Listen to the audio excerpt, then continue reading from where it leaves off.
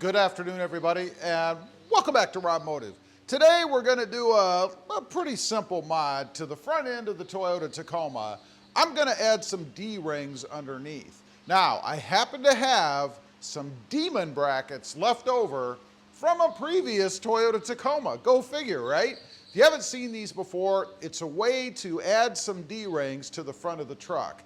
There's a lot of debate out there as to how much you could actually use them to pull the truck with. I wouldn't have a problem pulling something rather light, but I don't know if I'd try to crank the truck out of a really embedded, stuck situation. You know what I mean? But it's up to you. For me, it's really more of an aesthetic look, to make the front end of the Tacoma look a little bit tougher. Now, what they are, if you're not familiar with them, these are it right here. They're little brackets that fit on underneath. They're bolt-on, there's no drilling or anything crazy like that. You do, if I recall, have to remove the existing toe point underneath the front. We'll see once we get under there if that's the case. I really don't recall.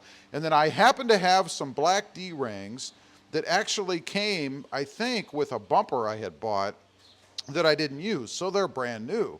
And then a couple of little tie-down kind of things. What do you call these?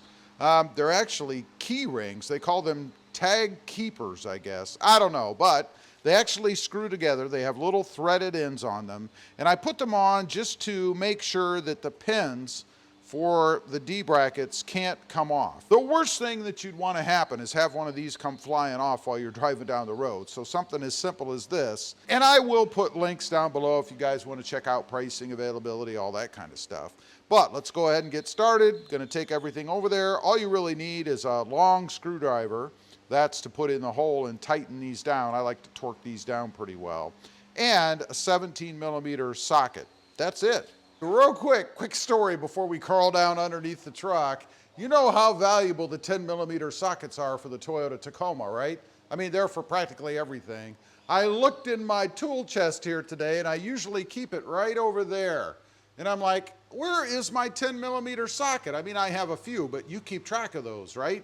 So I grabbed my socket for this project and went to grab an extension, and there it is. I left it on the extension. Here we go. We've got one on each side. So see if I can get you guys a good view. Right there looks like the bolt. See, once I crawl under here, it is a 17mm socket, by the way. The bolt that we're going to take off is right here. It's on there typically pretty good, so hopefully I can get it off of there. I think so. Actually not too bad. You know, one thing I've noticed about this new truck, the bolts don't seem to be on as tight as I remember on the others. It's very odd. But anyway, we're going to reuse this bolt, so let's go ahead and pull that sucker off of there. And then the demon bracket bolts on underneath. And I can't remember for sure which one we're going for. I think it's this one. But you want to go ahead and thread the bolt back up through without dropping the demon bracket on your camera, if you happen to be a YouTuber like me. So you get the idea, right? Go ahead and put that one on, then we'll hit the other side, which is a little bit more involved. Okay, this side is the passenger side, and this is the towing point that I was talking about that I believe you have to remove. I'm going to go ahead and remove it and see if we can put the demon bracket on and then reinstall it. I don't think so, because back here it's kind of in the way a little bit. It doesn't seem that it would fit, but I'm going to try it just so we know. And by the way, the bolt that we're going to put the demon bracket on is right here. Here are the two bolts that you take off to remove this.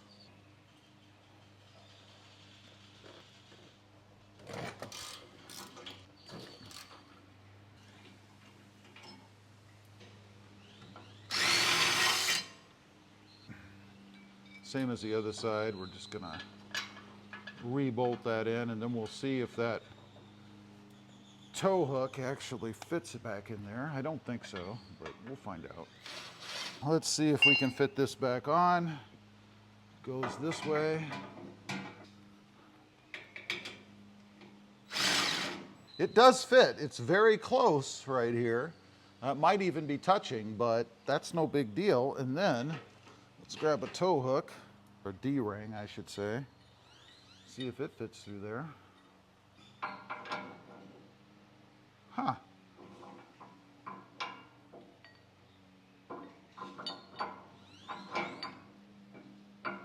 I'll be darned.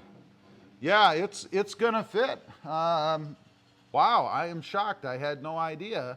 So you can use or maintain the original tie down that came with the truck and use a demon bracket. So all this time I thought you could not do that, but you can. So there is one other thing I'm going to do before I put the D-rings on to kind of keep the noise of them rattling around and secure them a little bit. I'll show you that in just a second.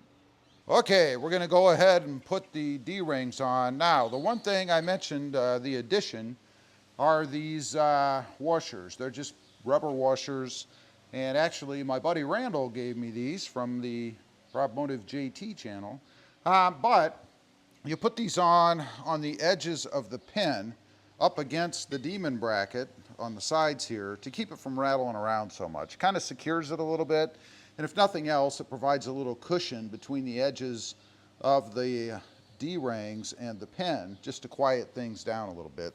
So now all I really have to decide is which way I want this thing to turn, and I don't think it really matters. Let's see, I think on this side we're going to have the, well, I guess we'll have the screws on the, I really like them. I prefer them on the outside, and by that I mean the edge of the pins. But now we kind of have to try to finagle the washers. At the same time, we're going to put the pin through, and that can be a chore, although hopefully get it through there the first time. Yeah, famous last words. Anyway, you get the idea. You want the washer in between the edge and the pin. We've got them on. You can see on both sides. Again, just another cool little touch under here. Now, the last part, going to go ahead and put one of these little ties in. This is just to keep the rod from backing out. It could only turn so far before this would provide enough resistance that it couldn't turn anymore. One tip I'll give you, if you're trying to tighten these down, they should go flush up against the edge of the D-ring. Mine felt like it was tight before it ever got there. If you grab a crescent wrench, you can use it to turn the rods as opposed to sticking a screwdriver through there. I did that with a screwdriver and it started to bend the screwdriver actually. So just a little tip for you. Anyway, I'm going to go ahead and get these secured and then we'll be done.